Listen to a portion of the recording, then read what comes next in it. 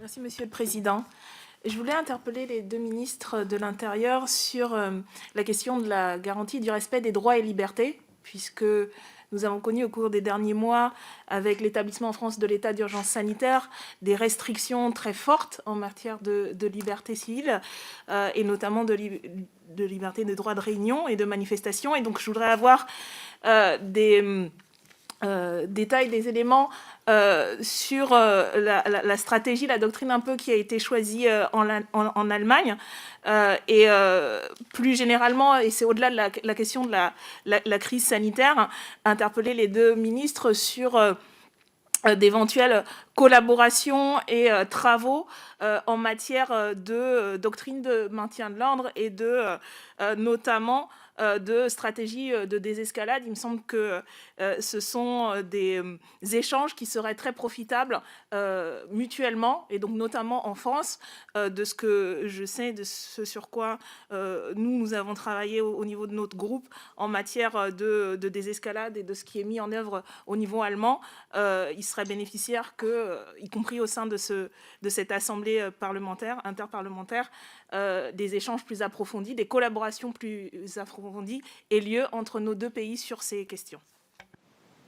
Merci, cher collègue. Monsieur le ministre Castaner, ensuite nous irons à Berlin.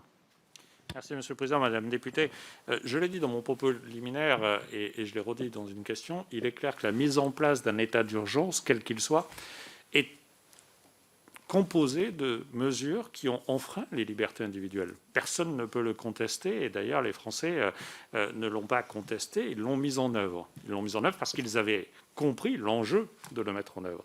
Et c'est un élément qui, au-delà de la loi qui a été votée ici par l'Assemblée nationale puis par le Sénat, au-delà de la loi, implique cette compréhension, cette acceptation. Et je pense que globalement, les Français, sauf une part qui a eu une expression légitime, elle lui appartient, ont accepté cela. Mais par nature, un état d'urgence doit être quelque chose de provisoire. Et je m'honore d'ailleurs d'être le ministre d'un gouvernement qui a mis un terme en France à un état d'urgence qui était devenu quasi permanent dès l'arrivée de cette majorité au pouvoir en 2017 pour faire en sorte que ce qui, depuis 2015, était une constante devienne à nouveau l'exception. Et je pense qu'il est important d'avoir cela en tête. Ensuite, vous confirmez que nous travaillons très régulièrement entre ministères de l'Intérieur sur l'ensemble des sujets politiques.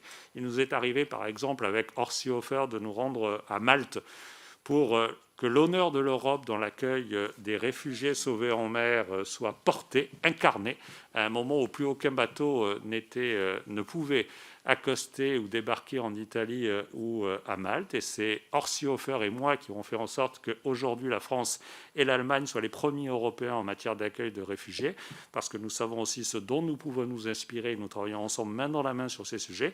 Et de la même façon sur des dispositifs comme le maintien de l'ordre, nous avons travaillé ensemble, et en particulier, Madame la députée, pour organiser la réussite du G7 à Biarritz, où la coopération franco-allemande sur les méthodes de travail et sur l'anticipation ont été déterminantes.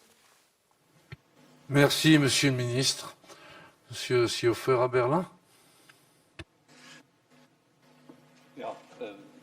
Letzteres ist mir noch ganz wichtig, weil sonst könnten Sie alle den Eindruck bekommen, da sitzen die herzlosen Innenminister, die nur immer ihre Polizisten und die Sicherheit im Blick haben und die Menschlichkeit völlig aus dem Auge verlieren. Die haben wir hier berücksichtigt.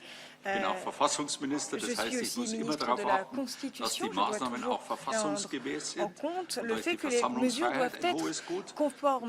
Die ist ja nie absolut exekutiert worden, sondern oft mit Auflagen, auch manchmal mit Gerichten erzwungen. Wir haben die Religionsfreiheit gewährleistet, auch wieder mit Sicherheitsmaßnahmen.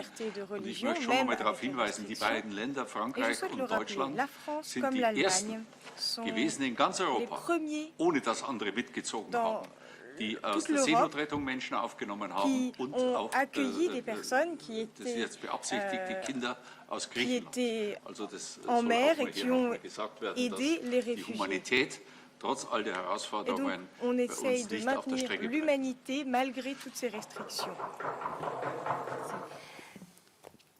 Avec la crise, on a entendu beaucoup de grands discours, de belles paroles sur la nécessité de revoir notre manière de fonctionner en tant que société. Cette épreuve a permis, y compris, de redonner du sens à ce que devraient être les priorités de tous et de toutes, c'est-à-dire la santé, le bien commun, les services publics qui nous ont permis, en France, mais je crois aussi également en Allemagne, de faire face à l'épidémie. Mais il y a un grand différentiel entre la parole et les actes. Et certaines expressions qu'on entend beaucoup aujourd'hui de la part de plusieurs gouvernements font penser à celles qu'on avait entendues en 2008, par exemple, suite à la crise financière, où il était déjà question de rendre le capitalisme plus vertueux et de remettre de l'ordre et de réguler. Et on a bien vu, malheureusement, que rien n'a été fait. Je voulais insister sur la question de la transition écologique et des mesures qui doivent être prises dès maintenant, parce qu'y compris dans le cadre de la dite relance, c'est dès à présent, dans les choix qui vont être faits, qu'on va déterminer dans quelle direction nos pays, nos populations vont continuer.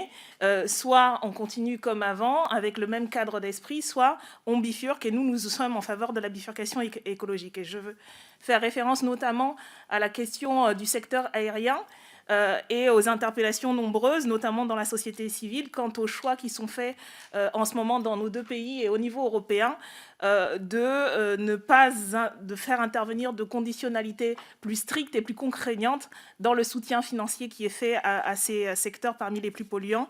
Il nous semble qu'il y a beaucoup à faire et que nous avons une responsabilité en tant qu'Assemblée pour faire en sorte que la relance de ce secteur se fasse dans le sens d'une véritable bifurcation et donc d'une diminution du trafic dans ce secteur.